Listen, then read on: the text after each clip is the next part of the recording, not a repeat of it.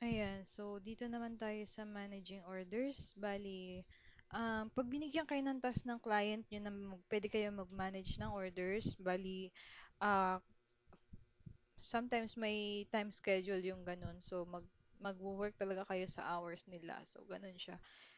And once the product is sold, the order process begins. Bali kayo yung magpa-process niyan. Hindi ko siya mapakita sa inyo kasi wala akong access dun sa managing orders ng client dahil hindi ako nag-a-accept din ng may ibang task. I-listing lang talaga. But ipaliwanag ko na lang din sa inyo.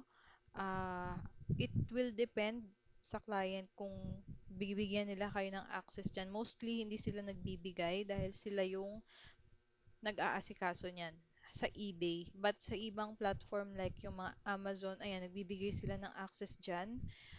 Ayan, so what you might handle, checking for new orders daily. Ayan, check nyo. Araw-araw kayong mag-check. I-input nyo yung tracking numbers, communicating with suppliers, updating order status in Seller Hub. Ayan, kayo yung magmamanage ng mga to. Kapag all around ang kinuha nyong work is, ayun, kayo ang gagawa ng mga to.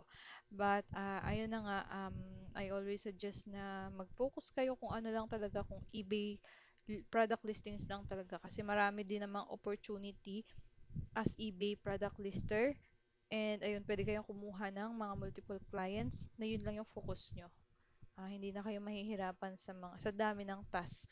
Doon lang kayo nakafocus. Ayan. Sa dropshipping naman is you may be required to place orders manually or via automation. Ayan. Always confirm the expected delivery time with supplier. Kapag ka dropshipping naman yung pinasukan nyo, it's a bit uh, may konting process pagka-dropshipping kasi kayo mismo, kung kunyaring may umorder sa store ng client, kayo yung o-order nun sa supplier.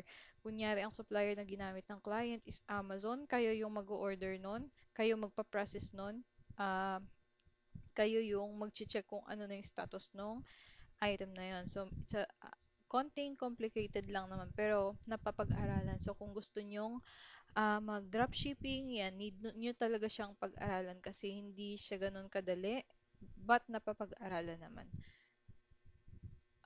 Ayun. So, next is answering buyer messages. Ayan na nga ah, kung kinuha yung work is may kasama siyang customer service, for sure, ipapagawa din sa inyo yung pag-answer sa mga buyers. So, ayun, kayo yung magmamanage ng mga inbox, yan, magre-respond sa mga question, complaints, or shipping inquiries.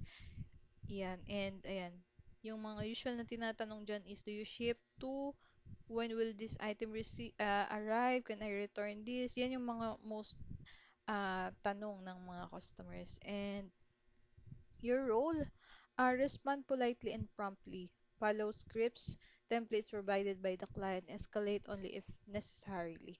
Ayan, be professional but warm. Always check item orders, details before replying. Ayan.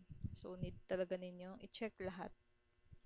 And ayun, yung mga tools and apps dito sa module na to is yung Seller Hub. Kung may eBay na kayo, i-check nyo na yung Seller Hub, yung dashboard. And explore nyo siya. Zik Analytics, ayan, ah, kailangan nyo rin pag-aralan to kung sakaling, kung medyo bumigat na yung task nyo kay client, may other task na rin like pagpa-product research, ayan, kailangan nyo na siyang pag-aralan yung tool na to. AutoDS, ayan, tool din siya. Google Sheet, ayan, yun lang naman mostly yung